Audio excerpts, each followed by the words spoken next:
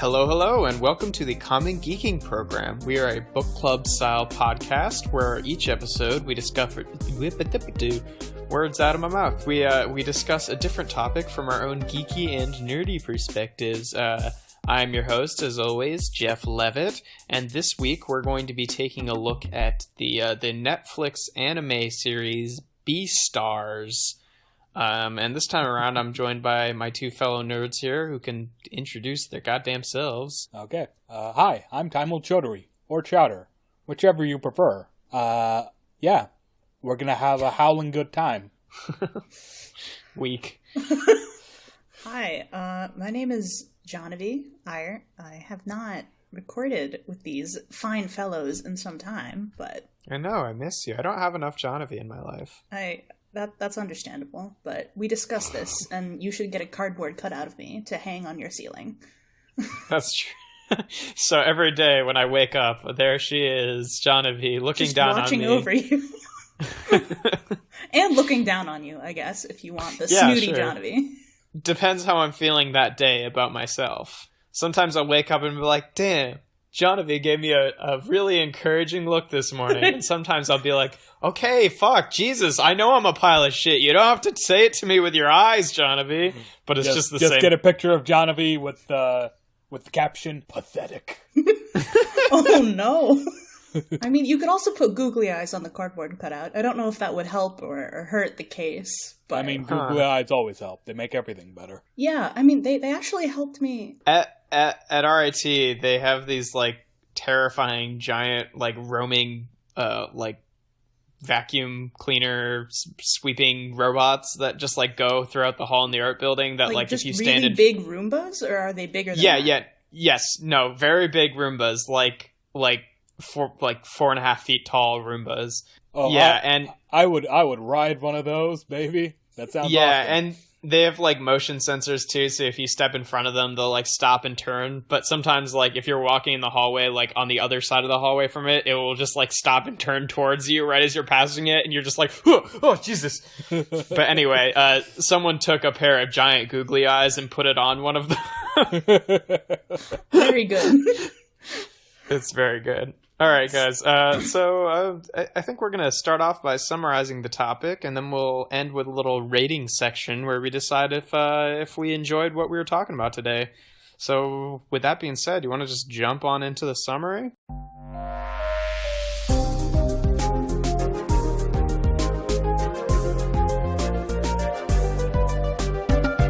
All right. So as stated, Beastars.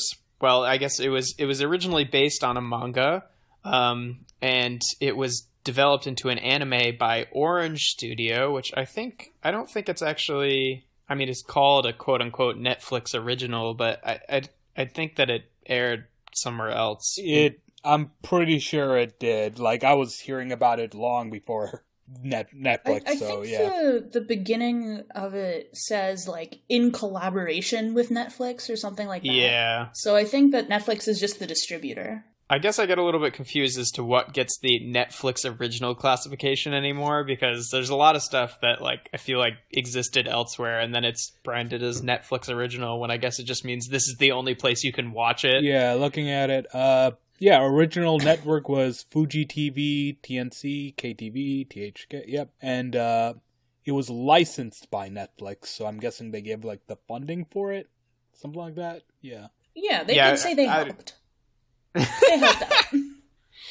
Anyway, so the series it basically centers around a world that is filled with anthropomorphic animals, and they all pretty much have human bodies and then animal heads, and then plus or minus whatever weird accoutrement they get from being an animal, like tails and scales and fur and whatever.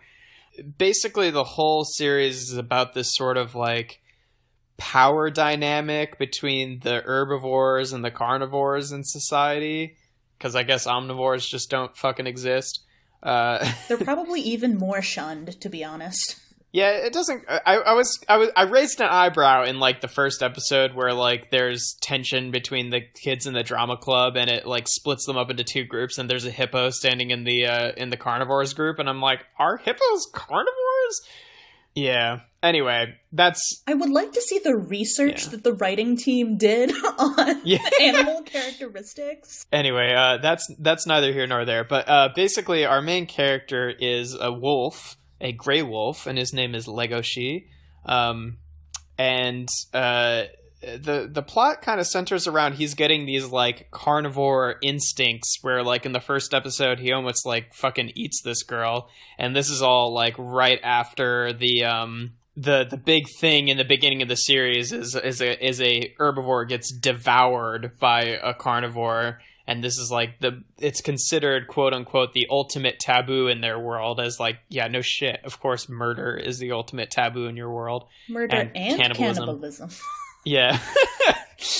But so it's got this very like, I think a good way to start summing up the tone of this show is like I'm pretty sure this show was made for, in the manga it was like made for furries, because it's like there's a lot of like sexual tension following all these like high school students, and like the relationship between like eating someone and eating someone, wink wink.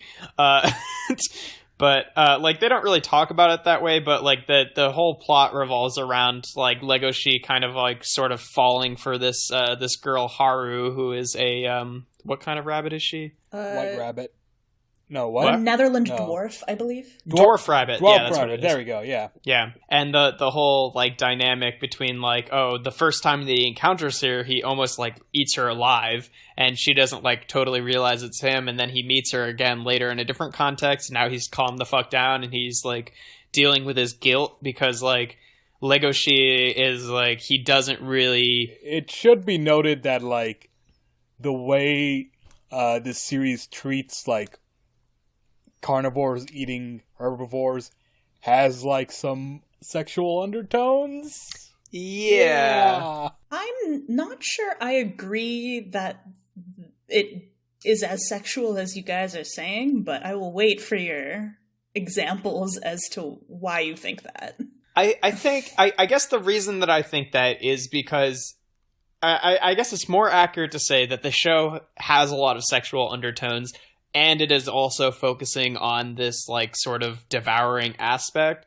So like while you're watching it, at least for me, you just kind of like make the connections there, because like, you know, the whole thing with Legoshi like almost eating or devouring Haru in the beginning, when he starts like having these interactions where he's just like feeling guilty about it, and then like the first time they interact, she basically like jumps him and almost like tries to seduce him, is like it kind of starts to take on like the devouring starts to take on sort of like rapey undertones for me.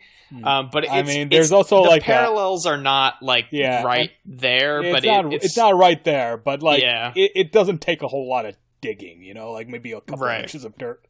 I mean, there's even like a human trafficking thing that we learned about later on. Human trafficking. Animal trafficking? I don't know. They refer to themselves as animals. So animal trafficking. Like animal kind instead of mankind, or which, you know, makes sense. Yeah. I noticed that there were a disproportionate number of mammals represented. That's a good point. There are some birds and some lizards, but none of them are like the main characters. So I was tracking like definitely a lot of like impulse control themes. Yes. Definitely a lot of power dynamics themes. Yeah, those are probably like the actual core of the thing. Does seem to be kind of like an enhanced element of gender stereotyping, as in like what is a male thing to do, because they're highlighting those qualities by comparing them with, you know, like literally animalistic ones. Yeah. It is like, I guess compared to other school animes, this does take place in a school. Mm-hmm. It does seem to be more, they do seem to be more openly sexual with one another than with other like school animes. This appears to be a high school, a boarding high school. Even while you're bringing in these points about sexual tension, I think for me that wrapped in together with just the like societal dynamics of power, because while carnivores are seen and like in some cases envied for having all of this like, you know, strength and ferocity stereotypically, Yeah. It's the herbivores that hold a lot of social power. So, like, the stigma that comes with being a carnivore. Right. And I think that it plays with those discussions of, like, the privilege there, too. Yeah. Because, like, the carnivores are ultimately the ones with, like, power, but then in some senses that makes them kind of ostracized in society. So it kind of bounces back and forth on, like, who the quote-unquote privileged group is, which I think is kind of an interesting dynamic. Because it's an envied group, and then there's a, like, okay, but this is the group that has more societal protection because of the way that we want to... we would like to assume that there's an equality here, but whether or not actual equality exists, there are, like, differences. And even in the idea of, like, different types of animals, or whether or not you're herbivore or carnivore, are expected to behave differently. Mm-hmm. And then whether or not you are a good animal of that kind depends on whether or not your personality aligns with what people think that you should be like. Which is also similar to, like, I guess, various, you know, like, racial stereotyping that you might see. Yeah. Yeah. Right, like, our main thing with Legoshi, right, is that he's kind of aware of this power that he has, so he purposely makes himself kind of, like, timid and quiet. So, like, people are constantly commenting on, like, why the hell are you hiding your power? You're a gray wolf. And he's just like, I don't want to fucking hurt anybody, dude. Like, the central conflict with Legoshi is that he's kind of repressed, you know, like, he does... Yeah. Like, any kind of, like, emotion or feeling he has, he just tries to, like, act upon it no matter what. Like, out of obligation, out of guilt, out of, like, not really wanting this attention. Like, I think it's interesting how they made him a little bit of a literal lone wolf. Because, I mean, like, wolves are sociable, in most contexts. So then when you do have, like, somebody who is a wolf, who is sort of living like this without a lot of, like, external communication, and who seems to have been very repressed in these various ways, it does sort of set the tone more subtly than the literal first episode where somebody gets eaten. Like, it sets the tone a little bit more subtly that this is a show about tensions, and about sort of the way that society, like, sort of tends to chew people up and spit them out. Right, and, like, you know, with Legoshi in particular, too, it's also, like, a lot about just, like, him navigating sort of... It's very much like a coming-of-age story for him, where he's trying to, like, figure out who he is, and, like, what parts of him are, like, quote-unquote, like, real, and what parts are just, like, part of this act that he's putting on, right? And what parts... Well, and also, on the opposite end, what parts of him are real, and what parts of him are just, like, old primal instincts, you know? Yeah, exactly. And he's trying to sort of navigate, like, you know, like, a lot of the I don't know if it's quite gotten into this by the time you got to in the series, but like it's brought up later that he's sort of, like, decided that he's fallen in love with Haru, right, from their interactions. Yeah. And then, like, he meets this old panda, like, out on the street or something in the like, outside world later, and he's like, no, you're not in love with this girl, you just want to eat her, and you don't understand the difference between, and, like, you know, if you keep trying to pursue this relationship, it's going to end horribly because you're going to end up devouring her and, like, succumbing to your instincts.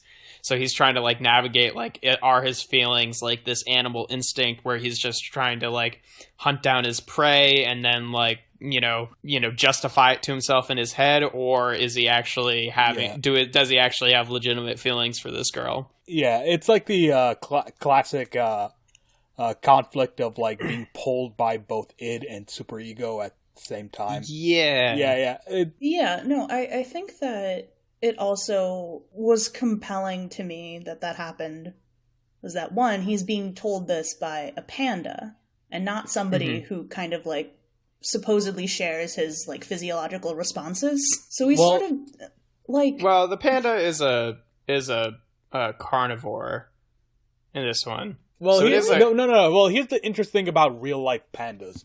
They have the teeth and the digestion tract of carnivores. They are pretty much supposed to be meat eaters, but for whatever quirk of evolution, they don't taste meat. They can't taste meat. They can't, like, if you feed it meat, it won't realize, or it won't, like, get the fullness it's supposed to feel from eating meat. That's why they eat bamboo. So like, pandas are like these animals that, like, were carnivores and became herbivores, but... Yeah, and but the way they frame it with the character in the show is that he's, like, basically decided to just, like, to tide all of his instincts by eating bamboo. Yeah. But I guess the other interesting thing in the show that I think we should bring up is that, like... I'm saying that it reflects that kind of real-life fact about pandas, yep. The interesting thing about, like, the society in the show is, like, legally they all have to be vegetarian. Like, they're not allowed to eat meat, but there's this sort of, like, recognized as existing black market where, like, they sell, like, you know, either dead animals or, like, donated meat from whoever. Like, this hobo is, like, fucking selling his fingers on the street. Yeah, it's a pretty fucked up scene. Yeah, it's a screwed up area, and it's like they... It's brought up early with, like, the actual animal blood, like, quote-unquote doping. Yeah, right. Like, one of the characters, before he, like, takes on stage, because, like, the whole thing is about these characters in the drama club, right, is he, like, dopes up with, like, rabbit blood, and, like, it's supposed to be, like, this taboo, but it's kind of brought up as, like, drugs, and... But, I think that sort of helped to highlight the stigma of even having, like, another animal's body part, or, like, parts of the body. Because, I mean, in our world, like, where it's pretty much recognized that, like, yes, cannibalism bad across most societies in the world, like, in the context of, like, blood donation and organ donation, and, like, I don't know, it's all very medicinal, but here, it takes on a very different...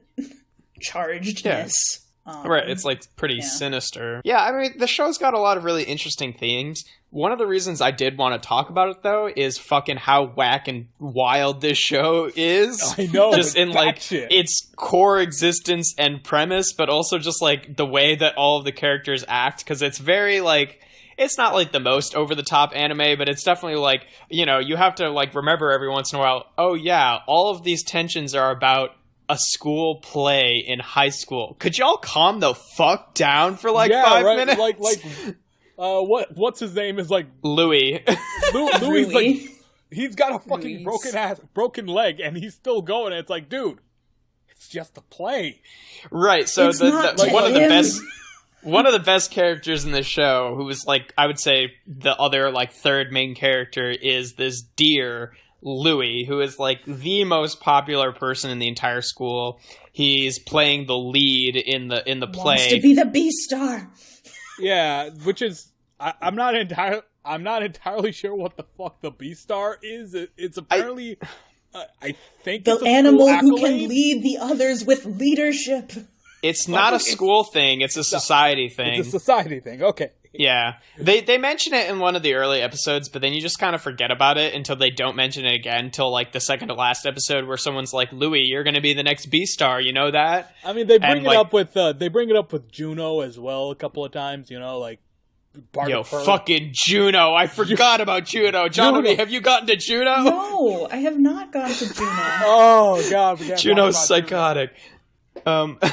It's one of the reasons, like, I think that it made a lot of sense that they were all, like, frenzied up over this play, because the entire thing is about people being performative and, like, showing, and, like, okay, like, can I act like something I'm not? How well can I act like something I'm not? How well can I suppress my instincts?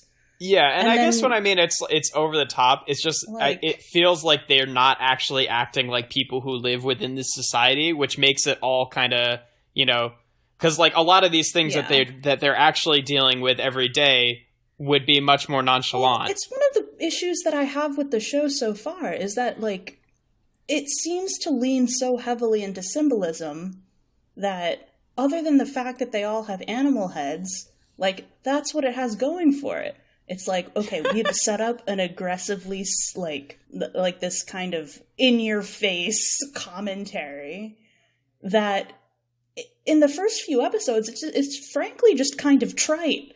Like things like, oh, you carnivores are all the same. And like, I mean, like what made me like keep going with the show was just that it intrigued me because, like, it's not like this type of setting hasn't been done. I've brought up Zootopia a couple of times, and what makes Beastars so intriguing is that goes to the places that all those other shows don't want to go, don't want to think about, because who the fuck wants to think about that except Beastars? And that's why I appreciate that it went more into a sort of like sad place for me than like Zootopia. In other mediums where I've seen, you know, like anthropomorphic characters. So like I don't know. Like, I guess, talking about, I mean, we'll get into this more in the ratings, too, with our own opinions, but, like, I would have a hard time describing this show as good.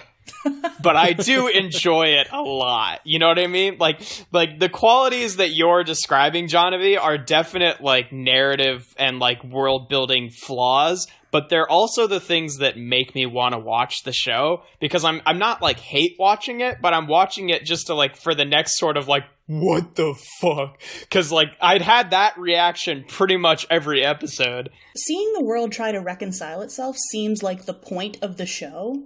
Yeah, and while exactly. I can understand that, it just contributes to the ongoing cycle of, like, how contrived is it? How contrived is it? And another quality that is like another thing that I would describe as a flaw that I find totally amusing about the show is just how fucking expository all of the dialogue is. So expository. Like when they're talking, they're like, "Oh, do we have to make another dinosaur again? Well, the dinosaurs were the ancestors of all animals, and it went like this." And I'm just like, you all know this, right? You're saying this as if this is a commonly known fact, but you're all saying it anyway, just for our benefit. Yeah, like the way, like, to me it seemed like everyone at every moment was on the brink of forgetting that they were in a society and just seconds away from just becoming purely animalistic with absolutely no cognitive function. And it's wild, too, because, like, especially in the first few episodes, it does have some moments where it steps in and, like, Legoshi or someone else, like, acts as a narrator, and they just, like, say things as they are to explain them to us, which feels a lot more natural. Yeah. But, that's how they explain what the Beastar is in, like, episode 3 or 4 or whatever. But then, still, all the characters have this sort of just, like, interaction with each other where they're just, like, describing how the world works, and you're like, but like the problem is with as often as exposition comes up, if a narrator came up and kept doing that's that, fair. It would break the flow. There's not an elegant way to do this because this world needs a lot of explaining, and someone's gotta explain. So it either made me feel like that one thing where, okay, if I'm just accepting this choice as like how this thing is, either they are all like telling this to themselves so that they remain in this, you know, like, not slave to their instincts, like, state of mind, or this is all, like, super recent.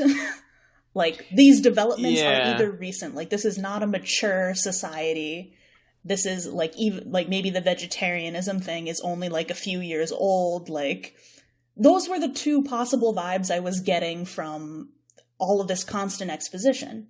Like I don't think it's like what's the word for music when it's either in the show or like diegetic or non-diegetic, Yeah, I don't think like if you follow what I'm saying here, I don't think that the expository language is diegetic. Diegetic, sorry, is diegetic. I think that it's just a product of the way that it's written. I don't think we can take that language and like infer things about the way that they actually interact with each other. You know what I mean?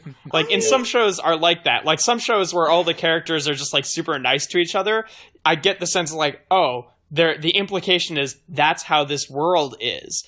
Versus like, oh, a kid's show where they're all nice to each other because it's a kid's show. Whereas I think that in this world, they're not necessarily all super expository. I think that just is a product of it being this kind of show. Does that make more sense? That makes sense, and I accept that is a way to view this. Usually, like, when I personally look at something, I assume that everything that I observe was intentional.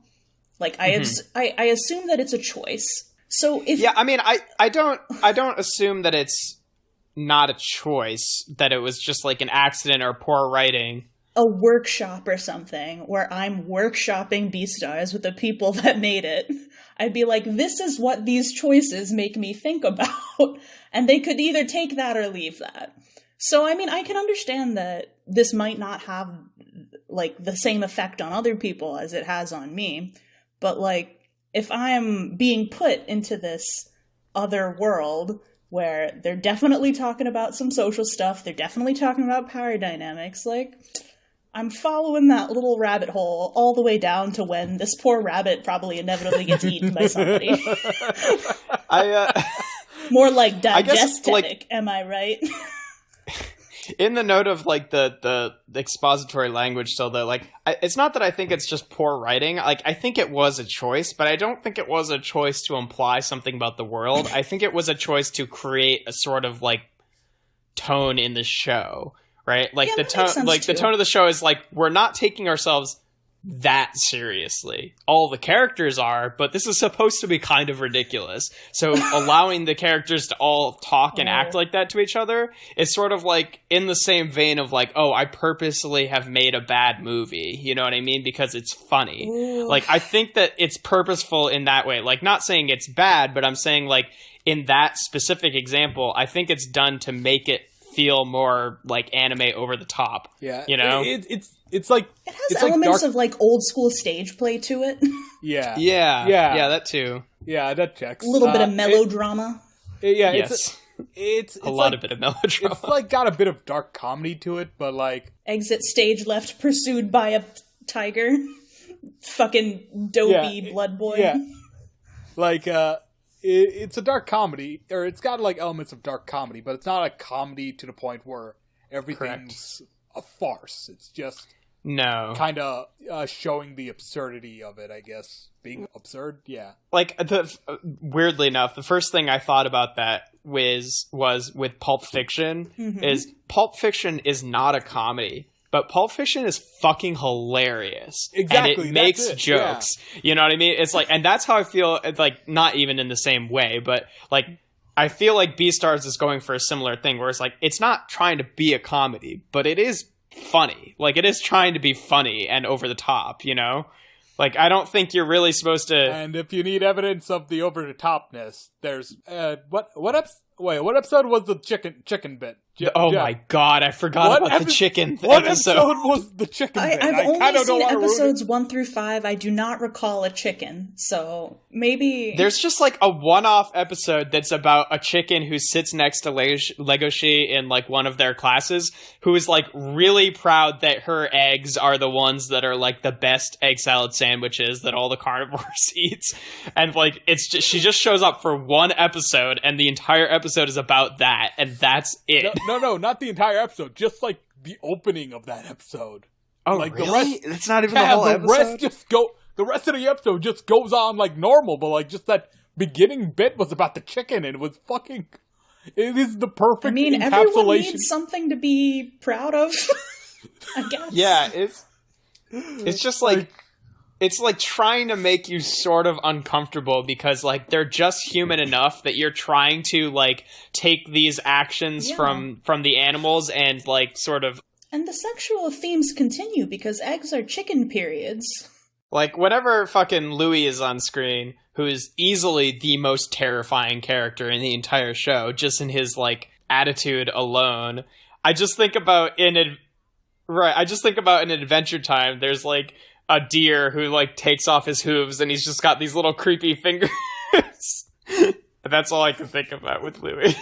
Yes, exactly. That's exactly it. Louis is, like, freaky as hell. Like, not just the human hands on the deer, but just, like, you know, just one of his earliest scenes is him slamming Lugosi to the wall and going, "Eat me!" And I'm like, what the fuck is happening?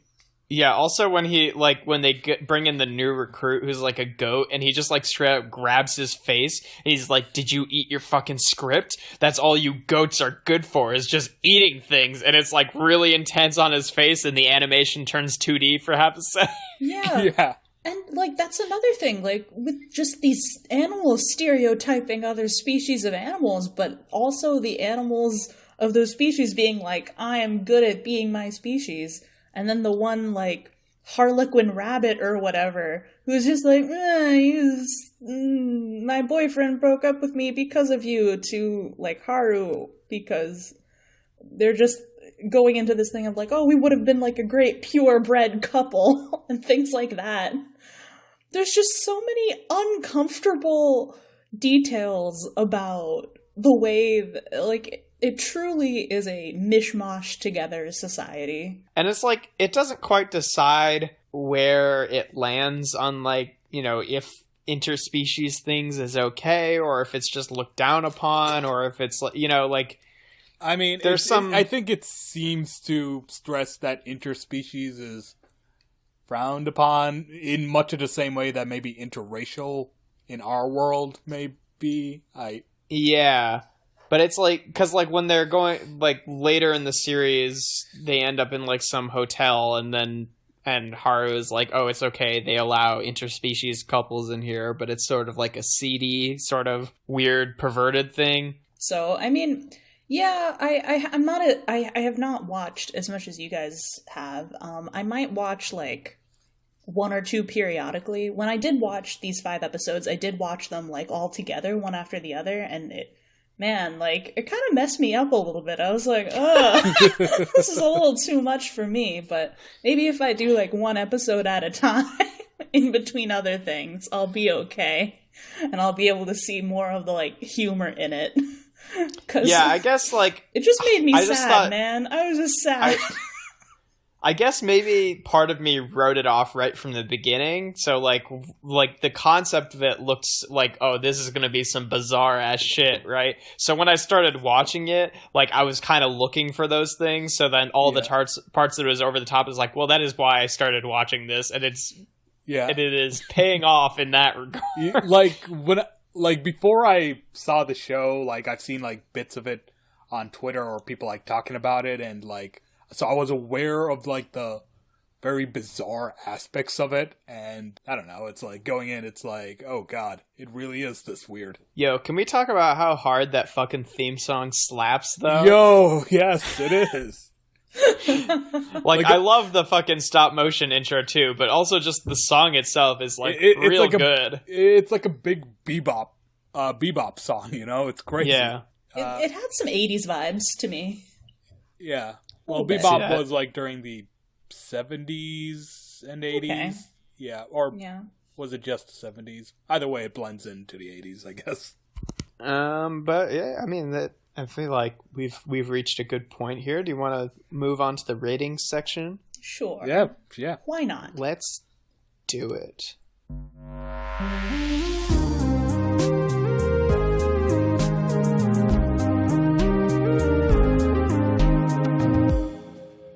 All right, y'all. Thank you both for a very animalistic discussion.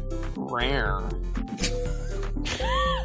Now we're gonna be moving on to the ratings section, where we're each gonna rate the topic on a scale from 1 to 10. I want to say small mammals. That's like, they classify each other, like, as also, like, small and large animals or mammals in the show. Like, Haru is a small mammal and Legoshi is a large mammal. I mean, I guess we could also do 1 to 10 eggs laid by that one fucked up chicken.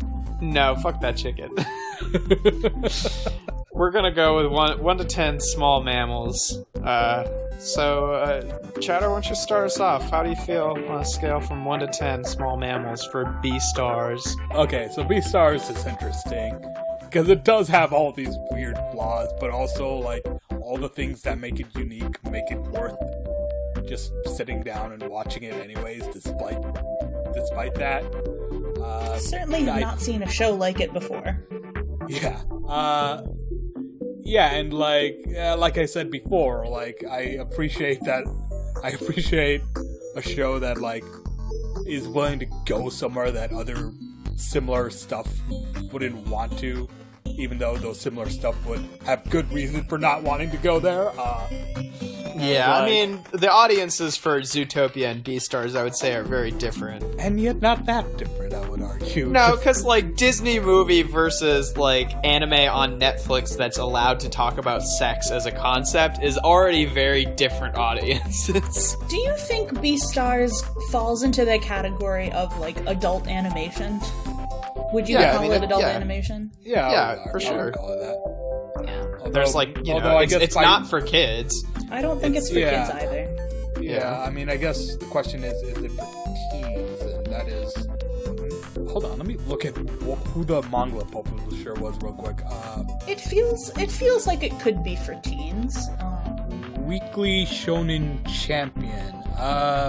Okay, I don't know. I don't really know much about this Japanese publisher, but, like, shonen implies boys, and, like, their other output includes it runs the whole gamut. So yeah, I guess because I think like the themes in general, like, not even just like the sexual stuff, but talking about like depression and things, seems to be geared towards a more adult audience. Yeah, I'm gonna just in terms of like, I'd say it's probably adults because I'm looking at their series, and yeah, it's like some of it are a lot. There's a bunch of adult stuff there, so yeah. But onto the actual rating, I guess I'll give it an 8. It's intriguing, and I think the characters are kind of interesting. I think the characters are interesting. I think the setting is bonkers as fuck. So 8, yeah. 8 small mammals. All right, Jahnavi, how many small mammals are maybe getting devoured and maybe not? Can you remind me of this ratings?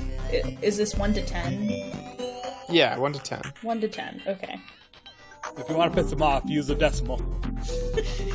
The reason I made it 1 to 10 is because people kept doing fucking 4.5 or 3.5, and then I switched it to 10.10, and people, or to out of 10, and people are like, I'll give it an 8.5, and I'm like, you never tried to give it a 4.75, you fuckers! How many times can I go on this rant where it would still be funny? Probably 1, and... Well, see, I'm not sure. Please take my rating with a grain of salt, because it's all opinions here, man. I have not watched the whole thing, and I am no fun. So I'm gonna have to. I think for me, I'm gonna give this a 6 out of 10 small animals. Well, that's more than I thought it was gonna be. Because I do think that for, like, once I got past the first couple episodes, which I found to be somewhat trite and not that interesting for where this could go, I saw them start to develop some more interesting, I guess, like, plot points and questions. I do like the choice that the drama club is this much of a big deal, because that rarely seems to happen in high schools. So I thought that was an interesting high school choice period, let alone a high school filled with animals. In general, I am less good than other people at picking up on, like, I guess, sexual things or sexual themes in TV shows and in plays. But I appreciate that we had this conversation, because I'm like, alright, I can see how this was more sexual than I believed, like, before. So, I mean, I don't know. I think that I was gonna give it a 5, but it gets that extra small mammal, because, like, it gets different points for me. It is certainly very different.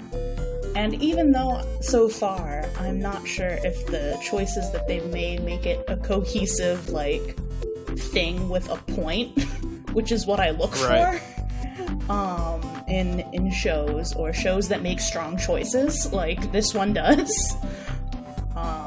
Like, I believe that they can go somewhere, but they're just kind of laying stuff out and finding their footing, which isn't uncommon in anime series. Like, there are some animes in which, like, the show does not actually, like, really get started until, like, the 7th or 8th episode or something. So, like... Yeah, and I think it's a consequence of being an adaptation of a manga where, you know, mangas are released on a chapter-by-chapter basis, so that kind of, like, taking a while to get to the meat isn't a big deal there.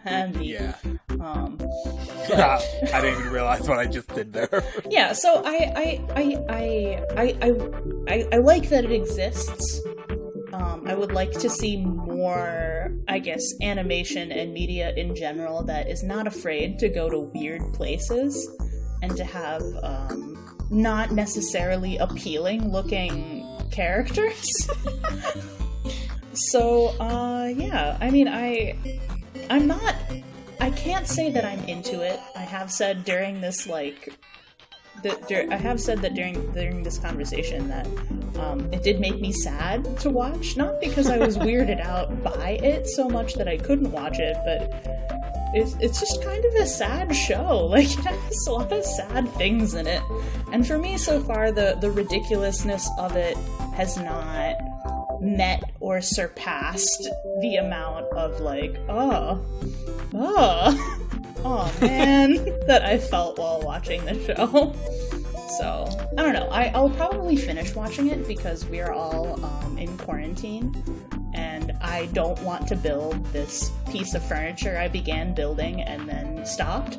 So I will probably keep watching more anime until I am out of anime. But in any case, that was a really long, rambling way to say that, yeah, 6 out of 10 small mammals, and I welcome it to the options on Netflix. Yeah, see, because, like, I think if I were rating it on like what I thought the quality of it was, then I think I would probably land in the Jahnavi camp. Whereas if I'm rating it based on how much I enjoyed it, I'm definitely in the Chowder camp. And that's generally how I go in general is whether or not I enjoyed the thing. So I think I'm probably around that too with 8 out of 10, because, like, in some moments it's actually kind of not as ridiculous as I would want it to be, but it does have, like, a fair number of moments in there that I'm just like, that was the wildest shit you could have just fucking said in this scene. Like, I love how all the characters just take themselves too seriously. Yeah, like, Jahnavi, wait till you get to Juno as a character, because this bitch has no chill. Okay. All right. Well, I will keep you guys updated on my thoughts and feelings as I progress. Yeah, but that's my take on Beastars. I enjoyed it a lot. I think if you're into some weird shit, it's some weird shit, and if you're into some, like, I don't know, like, deeply introspective shit, it definitely does that too. Like, it goes to, like, you know, it talks about a lot of different topics, like, all sort of through the same lens. If you're a college professor teaching a class on anthropomorphism, you might want to add this to your roster. Give them a modern example. Anthropomorphism has had a lot of good shit lately. Like, fucking, we talked about Kipo on this show. Yeah, and in fact, like, just in March, like, the first episodes of brand new Animal came out, which is the new anime by Studio Trigger, and it's pretty good. And it is also furry as hell, so, like, there's that too. The rise of the furries here, Jesus. Furries be eating well tonight, boys. Did I tell you about that time that I went to Five Guys, and you know how they always give you, like, the extra fries in the bag? Yeah. And the guy was, like, handing me my food, right? And he put the extra scoop of fries in the bag, and right before he's about to hand it to me, he, like, pauses for a sec and then takes the bag back, walks back over, pours another scoop of fries, and then hands me my bag, and he goes, "You will not be going hungry tonight, my friend." I don't know why what you just said made me think of that. But I think that's a good place to wrap it up. Thank you guys for joining me on this episode, and thank you, listening audience, for listening to the Comic Geeking program. Again, I've been your host, Jeff Leavitt. You can find me on Instagram. I've got an Instagram where I post like my art stuff on occasion. It's at Things I Wish Existed, and there's a dot between each word. And I've been joined by Chowder and Jahnavi. Do you guys have stuff you want to kind of send out to the ears of our folks?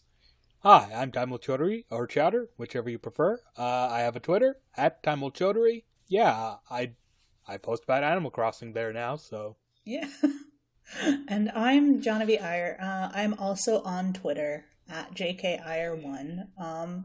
Really post anything in particular, but I do want to say that if you can, and if you can afford it, consider donating something to, somebody who's not doing so hot right now. Know there are a lot of people out of a job. Know that there are a lot of food banks that could use some assistance. So wanted to throw that out there. If you haven't done so already, please consider helping out your fellow boys and girls in this trying time. We're in some crazy shit right now as a society. So, if we can send out any sort of messages of positivity towards just like, stay sane during this crazy time. Definitely stay healthy. Stay sane, stay healthy, stay inside, motherfucker. Yeah, and I mean... Well put. Glad that we can provide perhaps some distraction from all of the fucked up news and give you fucked up anime instead. So yeah, exactly. We're chock full of fucked up shit. That's our fucking tagline here at the Comic Geeking program. Just call us compost. All right. Well, on that note, next episode of the Comic Geeking program proper will be airing on the third Friday in May, which is the 15th of May, right in the middle. But of course, we've got other stuff going on by then. Like the first Friday in May will be our comic briefing program, and I have no idea when Dice Populate airs, but that happens. It's on our feed, so keep an eye out for that. Yeah, thank you all for joining us, listening, subscribing, sharing, whatever you do, and we'll talk to you next week.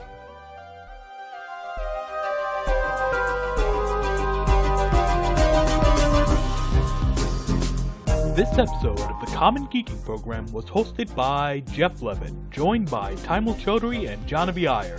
This episode is sponsored by Quarantine. Stay safe, stay sane, stay inside. The podcast is created and produced by Colin Ketchen and Jeff Leavitt, and features original music by Colin Ketchen. This episode was edited by me, Taeemul Chowdhury. We'd love for you to stay engaged with us on social media at Geeking Program, or by using hashtag CGP. If you want to know more about us and all of our other projects, head to commongeekingprogram.com. Stay in touch, stay tuned, and as always, thank you for listening to this podcast. Ciao!